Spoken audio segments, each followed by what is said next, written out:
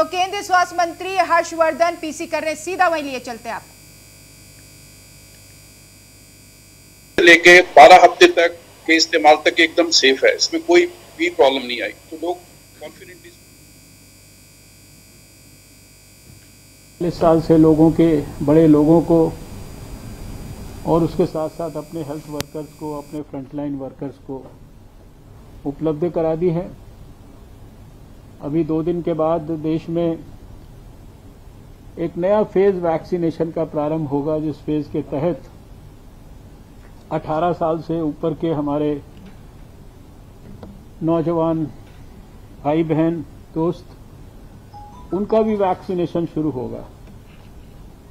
और कल मैं देख रहा था कि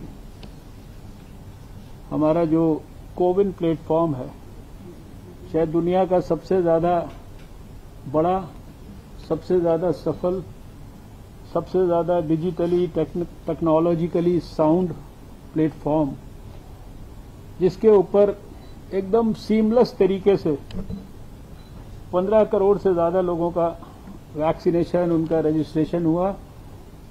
कल 3 घंटे के अंदर अंदर कोविन प्लेटफॉर्म को स्टार्ट करने के बाद मैंने देखा कि 88 लाख उसके ऊपर हमारे नौजवान अपने आप को वैक्सीनेशन के लिए बुक कर चुके थे। और अब जैसे जैसे उनको जो जो अपॉइंटमेंट्स मिलती जाएंगी वो अपना वैक्सीनेशन कराएंगे। और ये सारी की सारी प्रक्रिया अपने आप में पूरी तरह से सीमलेस तरीके से हुई है। हमारा संघर्ष जारी है।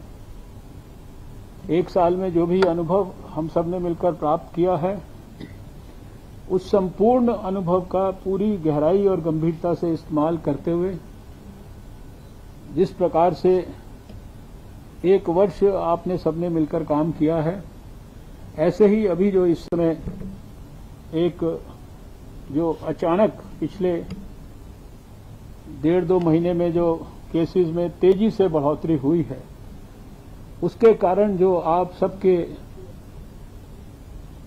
वर्किंग के ऊपर जो प्रेशर आया है, दबाव आया है, स्ट्रेस आया है, इसको भी हम उतनी ही आत्मविश्वास के साथ उसको हैंडल करेंगे और उसके साथ हम उसी प्रकार से लोगों की चिंता करेंगे। मुझे पूरा इस बात का विश्वास है, क्योंकि जब लड़ाई शुरू की थी तब तो वायरस के बारे में कुछ भी नहीं पता था।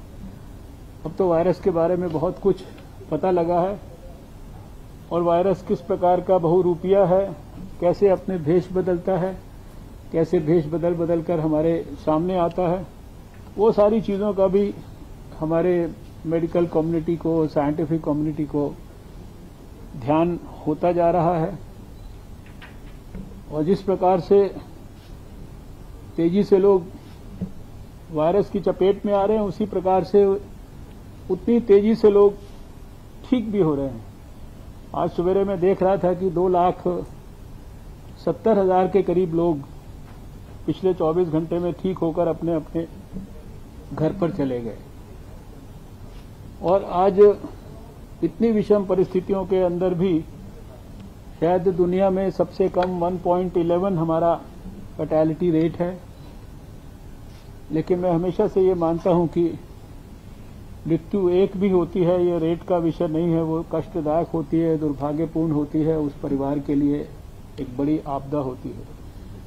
इसलिए सबको मिलकर हमें कोविड के मरीजों को पूरी गहराई और गंभीरता से उनके इलाज के ऊपर, उनके डायग्नोसिस के ऊपर, उनको टेली कंसल्टेशन के माध्यम से सही सलाह देते हुए, क्योंकि बहुत सारे लोग सलाह के अभाव में भी अस्पतालों की तरफ दौड़ रहे हैं, उनको शायद इस प्रकार की ठीक प्रकार से कॉन्फिडेंस और जानकारी नहीं हो पा रही है कि वो घर में रहकर भी अपना पिछले साल की तरह इलाज करा सकते हैं।